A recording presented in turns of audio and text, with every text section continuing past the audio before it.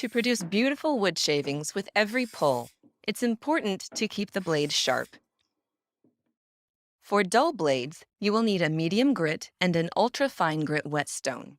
For chipped blades, you will need a coarse grit, a medium grit, and an ultra-fine grit whetstone. When you're correcting the whetstone, you need a correction stone or a diamond whetstone.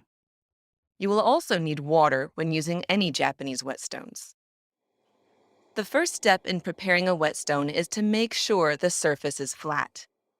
Next, it's important to submerge the whetstone in water. Most affordable Japanese whetstones available today are man-made. These synthetic whetstones should be soaked in water for about 10 minutes before use to allow the water to absorb into the whetstone. If you have a natural Japanese whetstone, it should be dipped in water just before use. Begin by sharpening the blade's bevel with a medium grit whetstone until a slight burr forms on the non-bevel side of the edge. Forming a burr is a sign that you have sharpened to the edge of the blade. When sharpening the blade, it's important to remember a few points. The first is that the sharpening angle should always be consistent. Also, there should be no gap between the blade's bevel and the whetstone.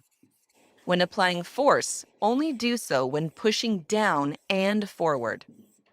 Sharpen slowly and pay extra attention to the angle to prevent the edge from forming a curve. If you are new to sharpening with a whetstone, using short strokes will prevent the edge from curving. It is also important to use the entire surface of the whetstone when sharpening the blade to keep the whetstone's surface level. If you are using short strokes, be sure to move the whetstone around to cover all of its surface. Finally, only an ultra-fine grit whetstone is able to remove the burr. Here, you may be able to see that a slight burr has formed on the non-bevel side of the blade. An ultra-fine grit whetstone is needed for removing the burr. It is important to change out the water with clean water before beginning the sharpening process with the ultra-fine grit whetstone. To remove the burr, alternate sharpening the blade on the bevel side and non-bevel side. Once the burr is removed from the non-bevel side, finish sharpening the blade with the whetstone. The ratio of time spent between each side should be 70% for the bevel side and 30% for the non-bevel side. Do not rinse off the whetstone while sharpening. Keep the grinding solution and use it as you're sharpening for best results.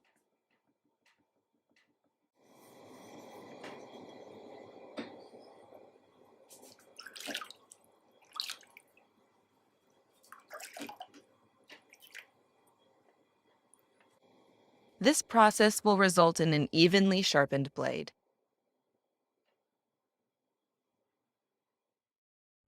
If the edge of the blade is chipped, begin the sharpening process with the coarse grit whetstone. After soaking the whetstone for 10 minutes, hold the blade perpendicular to the whetstone and sharpen the blade until there are no more chips along the edge.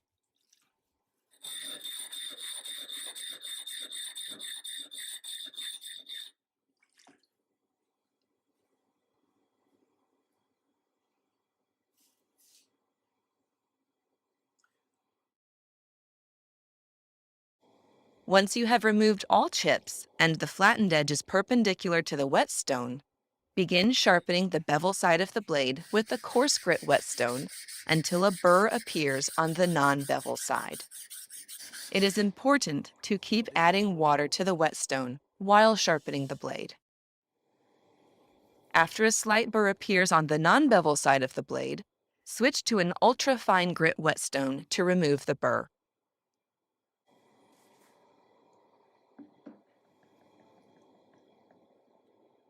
Once the burr is removed, follow the same steps as sharpening a dull blade shown at the beginning of this tutorial. Use a medium grit whetstone to sharpen the bevel side of the blade until a slight burr forms on the non-bevel side. Then, use an ultra-fine grit whetstone to remove the burr. After the burr is removed from the non-bevel side, finish sharpening the blade with an ultra-fine grit whetstone. The ratio of time spent between each side should be 70% for the bevel side and 30% for the non-bevel side. Do not rinse off the whetstone while sharpening. Keep the grinding solution and use it as you're sharpening for best results.